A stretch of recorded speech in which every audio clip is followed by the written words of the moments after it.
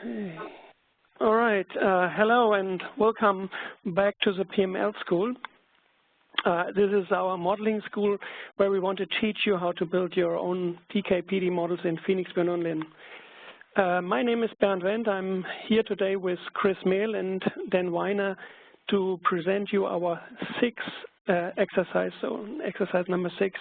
And I think today we are covering a very exciting topic that has gained a lot of attention over the recent years. And this is a rather complex scenario, so I'm more than happy that Dan Weiner volunteered to give this presentation. So please, Dan Weiner, I'll pass the ball over to you for a lecture on TMDD, Target-mediated drug disposition. Thank you. Yep, thanks, Bernd. Let me, all right. So the example we're going to go through today is based on PK27 in the textbook that Johan Gabrielsson and I co-authored. Rather than just make this a straight modeling exercise webinar, we thought it would be helpful to give a little bit of background on TMDD modeling in general, and also talk about other candidate models that have been used to model monoclonals, and then we'll actually get into an actual exercise. So here I just review the basic TMDD assumptions. One is that the drug target complex binding is a simple process. That is, there's only one type of complex that's produced. We're also assuming that the drug is highly specific and doesn't bind to other targets. We're also assuming that the binding occurs only in the central compartment and not the peripheral compartment. We're also assuming that the free drug distribution to tissues is linear, and we can describe that flow by intercompartmental rate constants. We're also assuming there's no recycling of the target. If there is any immune response, it's relatively negligible. And we're also assuming that the target production and degradation rates are constant and are independent of the drug or actual target concentrations. So I've tried to capture here sort of 3 basic approaches in terms of how such data have been modeled. I'll start with actually model 2 here at the lower side. This is the full TMDD model. On the left-hand side of the model, you see the basic PK model that would be in the absence of receptors. And on the right-hand side of the model, that's where we enable the drug to actually bind with the receptor. So then the receptor is available here both in a free form and a bound form. So that's the full TMDD model. We'll go through the equations that represent this model in just a little bit. But there are some simplistic approaches that have been applied to this model. And if you look at model 1, one other approach that has been applied is to take a basic PK model.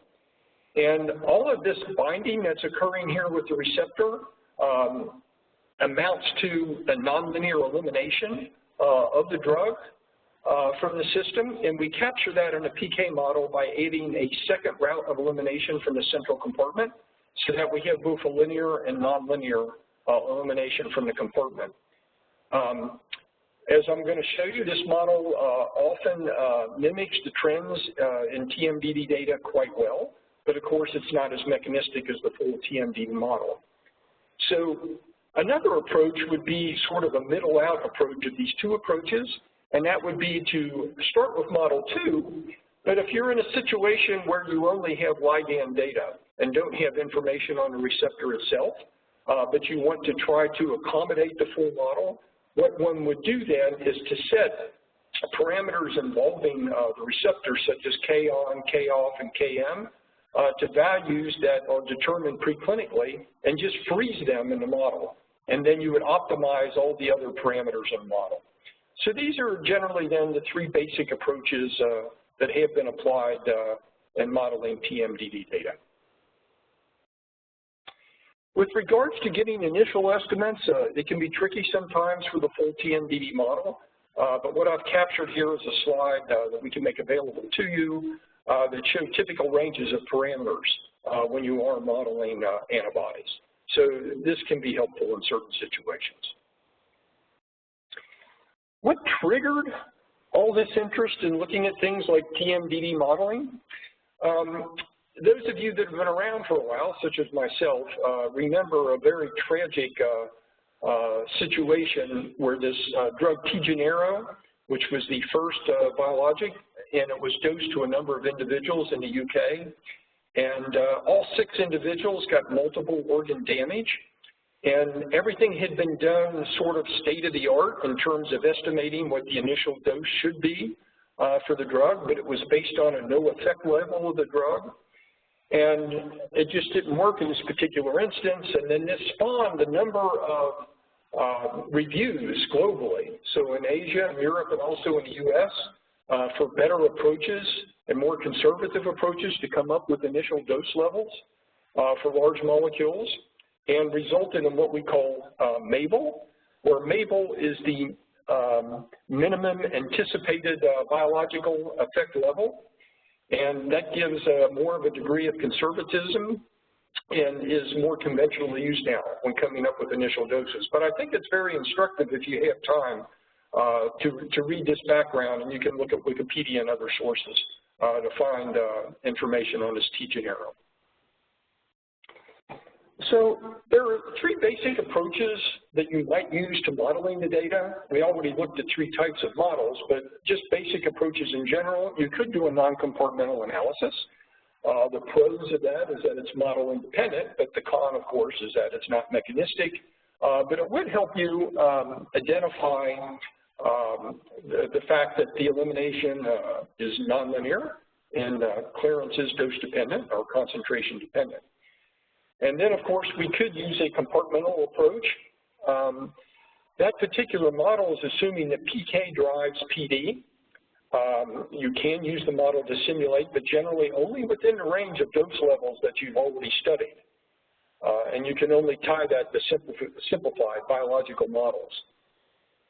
However, if you go to the full TMDD model, it is much more complex in general to fit, and it can be difficult to get initial estimates. But it does accommodate mechanism better by not only allowing or assuming PK drives PD, but it accommodates the fact that PD drives PK as well by integrating information on the receptor and the complex into the model. And as a result, this model would be more robust in terms of trying to predict outcomes at doses that maybe are beyond those actually studied in the particular trial at hand. So those are the basic pros and cons. So for PK27, here is a plot of the data. Now, we need to spend a couple minutes on this because there are some important attributes. One thing you'll see, and is typical, generally typical of these kind of monoclonals, is that you have very rapid distribution into the tissues. And then at very high dose levels, the PK of the basic drug, the ligand, looks pretty linear. And if you got to low enough levels, it would look fairly linear as well. On the other hand, at intermediate ranges of exposure, that's where you start seeing some nonlinearities. And if you look, for example, at this dose 15 here, you see that it has sort of a classic 2-compartment disposition, and then it bends down, which would be indicative of a nonlinear clearance. And of course, we know how to model that in a standard PK model. But if you can get in the right dose range, you'll first see that the curve will tend to bend down, and then it will bend back up again. And this pattern that you're seeing here at this dose level 5 is typical and illustrative of what one would expect of a TMDD profile. It can be difficult in some instances to get the exposure right to see that specific pattern. And if you're not able to get the exposure right to see that specific pattern, it can make fitting of the full TMDD model much more complicated. But in this instance, of course, we are able to see it. So in this particular example, we're going to start with a plot of the data. We'll perform a non-compartmental analysis on the data to confirm nonlinearities in the elimination. We're going to fit two standard PK models to the data. One is a PK model with just Michaelis-Menten clearance, and then we can also fit a model with parallel, linear and nonlinear clearance. So these would be standard PK approaches, and then we can actually fit the full TMDD model to the data. When we do that, we're going to look at three instances. One where you have information on the ligand only, one where you have information on the ligand plus the receptor, and one where you have information on the ligand, receptor, and the actual complex. And as we're going to point out, when you look at the results of the modeling, the more data that you have, the better you're able to estimate the parameters. And by better estimates, I mean less bias and improved precision. And that will, in particular, affect K on, K off, and KE, the elimination of the complex, because these are the parameters that are involved with the actual receptor itself. So again, we're going to illustrate that simultaneous model fitting can improve the estimation process. And then again, we can compare that to one of the PK model fits.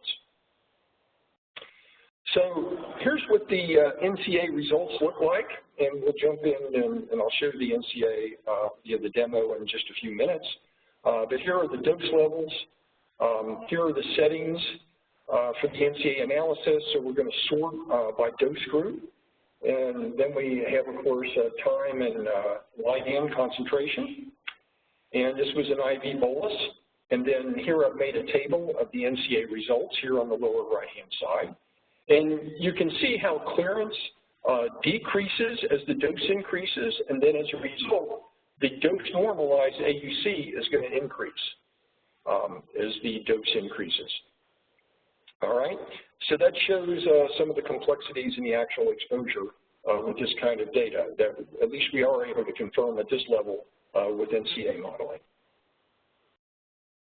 Now, for the basic PK model, we can first, you could try fitting it with just first order elimination. When you are doing the model fitting, you do need to do it in population mode because we are fitting the different dose levels simultaneously. But if you go back and look at the data at hand, which I'm showing here, you see that we only have one profile at each dose level. So we can't really model inter-subject variability for this particular data set. So we do need to do it in population mode to do the simultaneous fit, but we're going to use the naive pooled optimization algorithm. Again, because we can't actually estimate between subject variability for this particular data set. For larger data sets, of course, you could do the full extended least squares fit. I mentioned that one of the other PK models you could apply to the data would be one that is parallel first order Michaelis-Menten elimination. We don't have a library model in Phoenix to do this, but essentially what you do is set up a PK model, two-compartment model with either linear or nonlinear elimination. Then you can convert that to a graphical model and then add the parallel route of elimination. And we've seen that in some of the other PML training courses that the beauty of this approach is that Phoenix will then write the equations for you. So that's a very nice feature. If you do try fitting either of these two models to the data, you'll see that there are some gaps in terms of how well the model fits the data. If you look at the basic nonlinear clearance model, and if you look at the individual predicted versus the observed data, generally you want these data to fall on the line, and you can see there's a lot of deviations from the line. When we fit the parallel nonlinear and linear clearance model, the plot of IPRED versus DV is improved, but it's still not ideal. And in addition, if you just look at plots of observed and predicted, even with the parallel linear and nonlinear clearance model, while it is picking up some of the nonlinearity in the data set, it's not fitting the lower dose level very well at all. And that's partly because this basic PK model is assuming that the nonlinearity occurs as the doses increase, but that's not necessarily true then for the full TMDD models. Okay? So this is what the actual model code looks like for the full TMDD model. Now, the drug model editor in Phoenix will get you part of the way here, but essentially it's only going to get you for this basic PK model, all right? And then you would need to convert it to text, and then you would need to edit the model to pick up these differential equations for the receptor and for the complex. So it's a pretty simple model in that there's just 4 differential equations, but because it also involves these second-order terms, that makes it a bit more difficult to program. To make it easy for individuals that are attending the workshop today, we will provide this text as a file, and I'll show you during the demo how to just apply the text, you know, to other data sets. It's just really just a copy-paste. So I think that will help get you there pretty easily.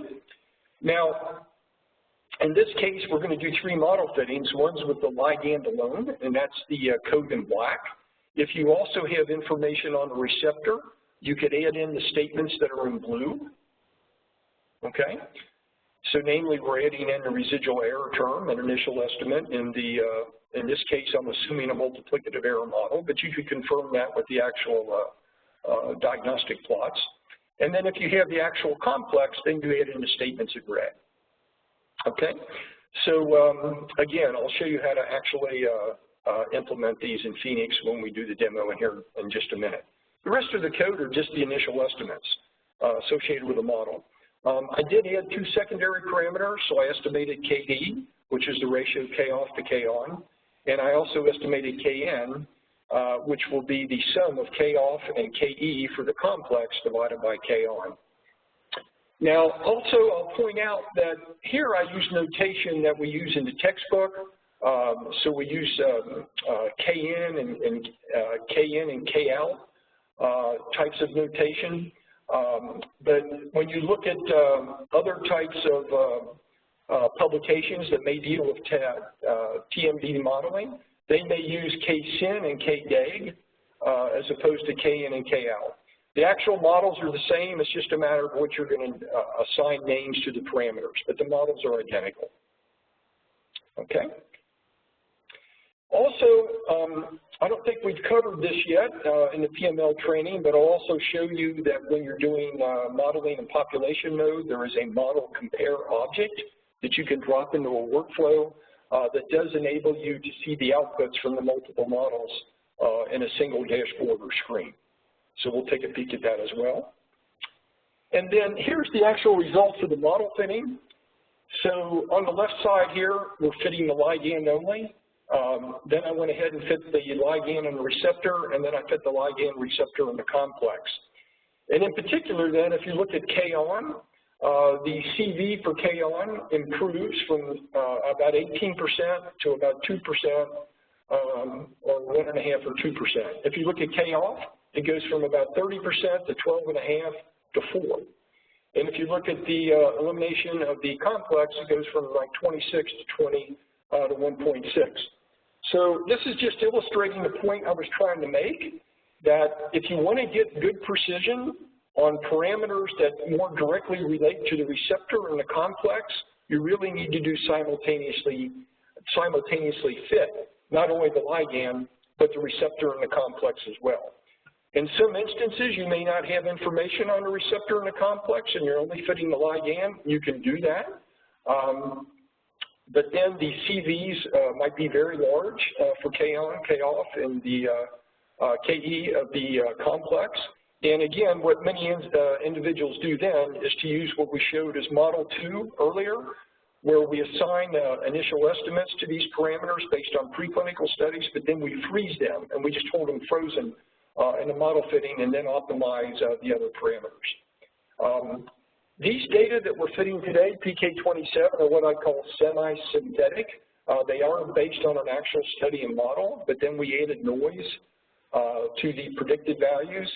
And the point I'm trying to make here is that because these are semi-synthetic, the actual CVs for these parameters are probably lower than what you'd actually see in practice if you were only modeling ligand data for another drug. These may be as large as 50, 60, or 70%, which again points out in situations like that, that the other approach might be to, again, get initial estimates of these parameters preclinically and then freeze them in a model process and then optimize the other parameters in the model. All right. Just a quick note on the PK model, where we use the parallel first order and Michaelis-Menten clearance. Again, this model mimics the data pretty well, but it might not fit the lowest dose very well. And in addition, you really can't use these models to extrapolate the dose levels outside of what was actually used in the particular study. So you need to use caution in instances like that, and the TMDD model would be preferred.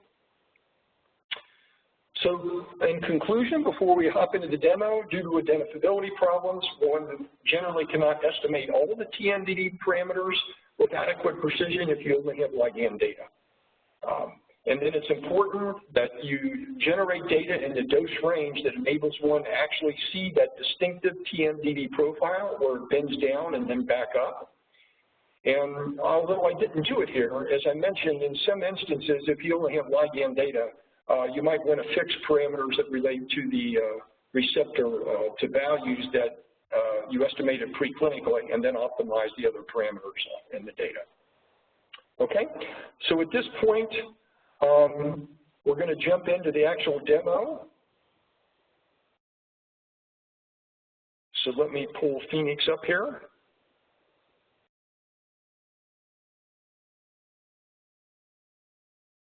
All right. And then, Bernd, can you just quickly confirm for me that you're able to see the Phoenix? Nice and clear, yep. All right, great. So in this particular instance, well, first we'll take a look at the data. This is the data that we saw in the plots. And as you can see, there was just one profile for each dose level. That's why we're going to do the naive pool method. Here's what the basic data look like. In instances where you have simultaneous measurements, it's generally good to put them in columns, such as I've done here, because these are all measured at the same time. So I wouldn't use stacked data. I'd unstack the data and put them in columns. All right? The actual code for the TMDD model fitting, which will be made available to all the attendees, I've just copied here into this code folder. And then we can just copy and paste this into the individual models, and I'll show you how to do that. And I've got it set up right now for the ligand, but if you need to add the receptor data on, you would just remove the pound sign so they're no longer comments, and then you could do the same for the actual complex as well. Okay? So in the workflow, again, I would always start off by looking at plots of the data, such as we saw in the PowerPoint deck. And this is where, at this dose level, again, you can see this rapid distribution in the tissues. You see this bending down and then this bending back up, which again is characteristic of a TMDD profile. And then we can also look at plots of the receptor data for the different dose levels, and then also the complex. So just basic plots. Okay, so I would start with that. I already showed you slides from the NCA, but again, just revisiting it, the drug was administered was an IV bolus. One thing to note, when I do the modeling, I've got the dose embedded in the data set with the observations, so I can map that during modeling. But in NCA, the way NCA was implemented, there's no way to map dose that's on the observation file. So you are going to need to create a separate little dose table, such as I've done here. Okay? And then, of course, you get the results, and then I map those results out to a table, such as this is the same table that I showed in the actual PowerPoint slides. Then I first fit a model, just a standard PK model, where I said clearance was nonlinear. All right, just a basic library model. And this is where, if you look at the predicted values versus the observed values, we want these to fall on a line, and you can see that it's just not a good fit at all. Next, I went into a parallel linear and nonlinear elimination model. This is one where we did it in graphical mode. I'll show you how to do that quickly. If you take the basic model that we have here that has nonlinear elimination, I can make a copy of that.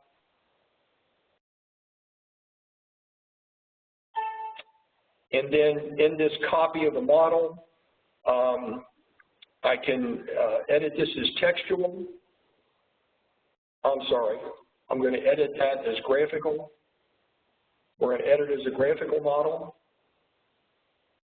And then I've got the basic two-compartment model here, and I've got nonlinear elimination. I just need to add a linear elimination parallel component. So I can add a elimination compartment here, and I can tie a flow to that. And now I have linear clearance and I have nonlinear clearance. So it's pretty easy to get to this parallel model. When I did that model, I did the model fitting, and here's a table of the results. And we get pretty good precision on most of the parameters. KM is 27%, but that's not too bad for a situation like this where you have parallel linear and nonlinear elimination. But if you look at the actual model itself, let's go to the results. And again, let's go back and look at the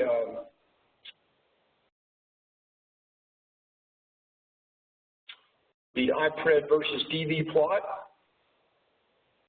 And again, we want these values to fall on a line as best we can, and these deviations are just not ideal. So while it's mimicking trends in the data pretty well, in particular, you see that we're overestimating the concentrations at the lower dose, and we're not quite capturing the curvature at this intermediate dose where the TMDD trend or is most transparent. So it's crudely approximating a model, but it's not as ideal as we would really like. So those are the basic PK approaches. To get to the TMDD model, one thing, I'll show you how to do that. So if you have it on your own data, you would want to send your data set to a Phoenix model.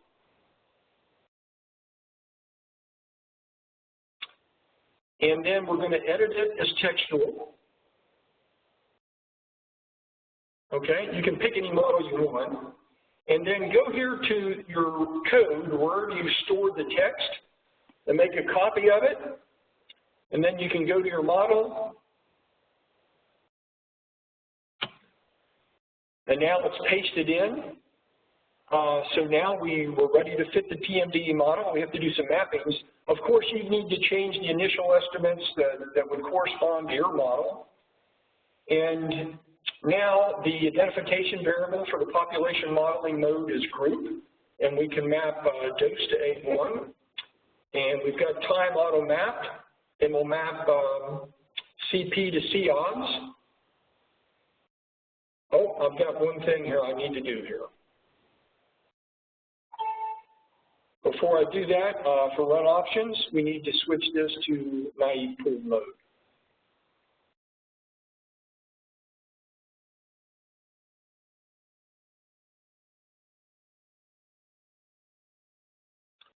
And there's the fit. So hopefully this shows you, how to apply the model to your own data set. Now if you look at the predicted values versus observed values, they're spot on a line, almost too perfect. That's because this is semi-synthetic data. But the point is, this is how you can very easily just take the model that we will provide you. The only thing you're going to need to do is change your initial estimates, and then, of course, do the mapping such as I've indicated here. So I'm going to go ahead and delete that model, and I'm going to delete this other copy here. And then when you fit the simultaneous fit of the ligand and the receptor, the only thing we have to do there, it's the same text. but now we turn on the initial estimate for epsilon for the receptor and also the observed statement. And in main, now you're going to need to map the receptor as well. And then, of course, if we were modeling the ligand, you'd also have a ligand that you would turn on. And I'll show you just quickly the code for the ligand. But again, it's just the model that's in the text that we gave you. All right. So here, I just actually take off the comment for that statement for the complex and do the same for the observation statement.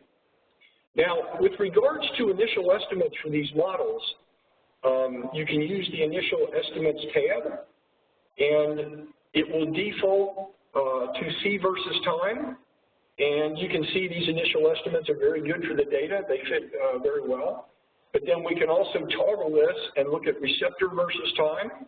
And you can see again that these initial estimates are working well for that data set. And then we can also look at the complex versus time. And again, the initial estimates are working very well for all three measurements, the basic ligand, the receptor, and the complex. Now, in your workflow, if you add this model compare component, and you can just insert a Phoenix model compare. And if you do that in setup, you can tell it which models you want to compare. So here, I'm going to compare the 3 TMDD models. And then I can also tell it, in addition to the basic model fitting statistics, what plots I want to look at. And here I'm looking at observed versus individual predicted, and I'm looking at time versus observed and predicted. And here I can see, I can compare log likelihoods, the CACI values, and the like. But it also gives you this nice table that we saw in the PowerPoint deck, where each column will be a model that we're comparing, and each row will be the type of object that we want to compare. Here we only looked at 2 plots, and that was observed versus predicted, and then time versus observed and predicted. And then the other thing I did, I took the thetas for all the models here, and I just right-clicked that and sent it out to a table. And that's the exact same table that was in PowerPoint. So it's a nice little shortcut using model compare to get to the final results and show these results side by side. And then you can see that if you look at, say, for example, the elimination of the complex, the precision improves from 26% to 20% to 1.6% as we add in the receptor and the actual complex. So the other thing I did, I mentioned that I put, we'll go back and look here at the model. Let me go to the TMDD model and get back to the model code and see how they added the secondary parameters. When you look at the results for the table, you see there is a table for secondary, and there we can get estimates of KD and KM. But even more importantly than getting the estimates, we get estimates of their precision as well, which is quite important. And not all nonlinear estimation programs that are out there on the commercial market compute CVs. They'll all do the estimate, but not necessarily CVs. So this is an important aspect and component of Phoenix. So I think, Bernd, that completes the demo that I was prepared to do today, so I'll turn the podium back over to you. Yeah, thanks, Dan, and we'll just hand it over to Chris, who will run the Q&A. Chris, the stage is yours. Thanks, Bernd. So Dan, we have a few questions coming in, and they're primarily related to the model, and they were wondering if you could go through the TMDD code and maybe explain a little bit more about each statement. Sure. And in fact, let me think about what I'm going to do first is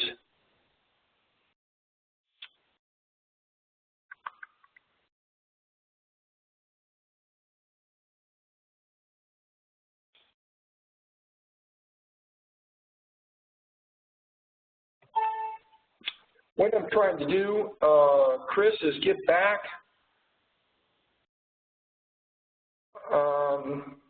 to the PowerPoint deck. And let me see.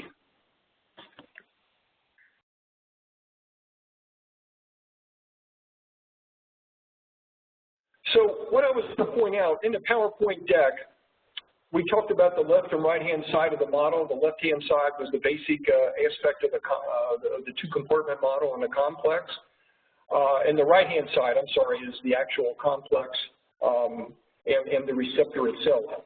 So the first two equations here, A1 and A2, these are your basic differential equations for the compartmental model, at least these aspects. Okay, and then we have to incorporate these aspects of the model itself to accommodate the actual receptor in the complex. And so this is another way the ligand itself is actually cleared, is via binding, for example. And this is where we have this second order term.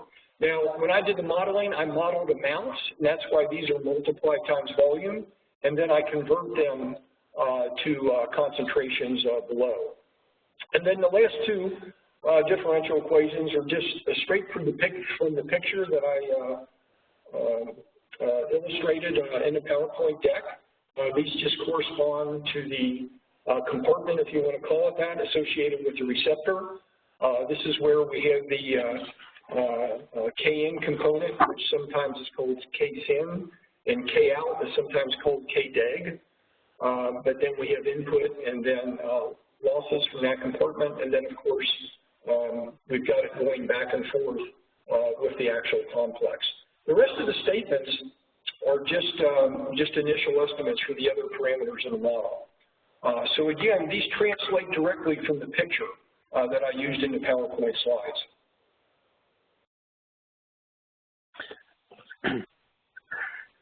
Okay, thanks, Dan. The second question that we have are, so this is modeled using the IV route of administration. Is it possible to use this model with other routes of administration? Yeah, that's a good question. And generally, these monoclonals are not dosed via extravascular routes, and that's because degradation can occur. But sometimes they are dosed subcutaneously, and you could modify the model to take that into account. But you'd have to know a bit more about your particular drug under study. So for example, does the monoclonal, does it engage the target prior to entry into the systemic circulation or not? And these are things that you have to know, and then based on those kinds of answers, you can modify the model accordingly. But the short answer is extravascularly, generally don't dose monoclonals that way, but subcutaneously, yes, you can modify the model to handle that. Okay. Next question. Can you comment a bit about the model return code in the overall output and its interpretation? Yes, so let's go back and look at that.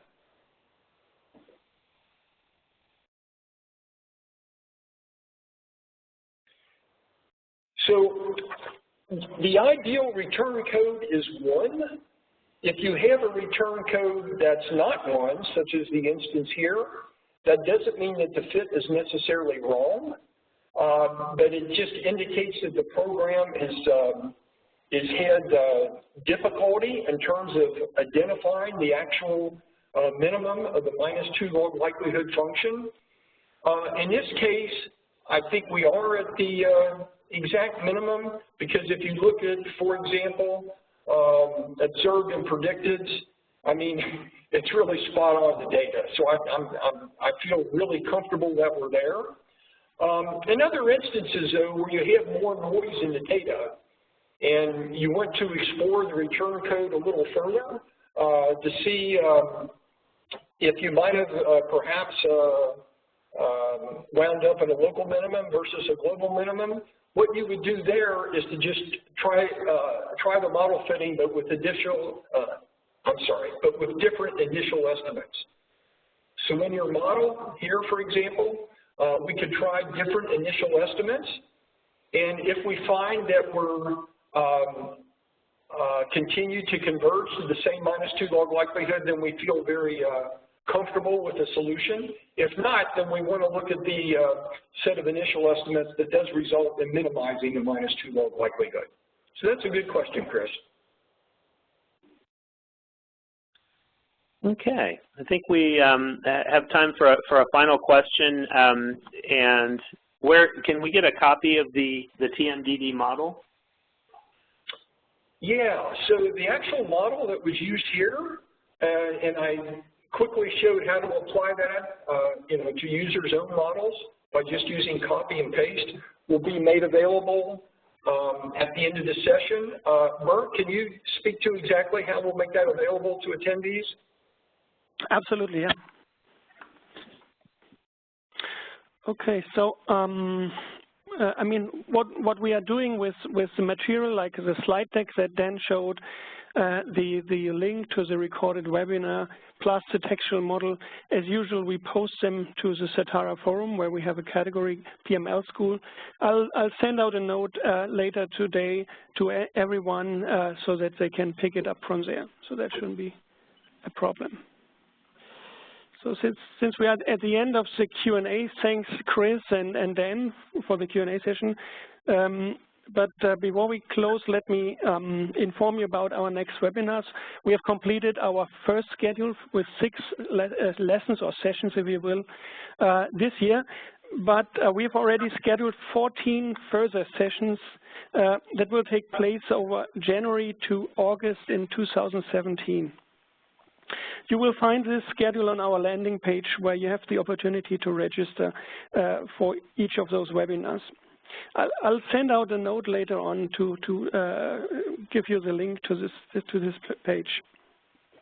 Our first webinar in 2017 will take place on January the 19th, where again Dan Weiner will cover a topic, and this is about enterohepatic recirculation.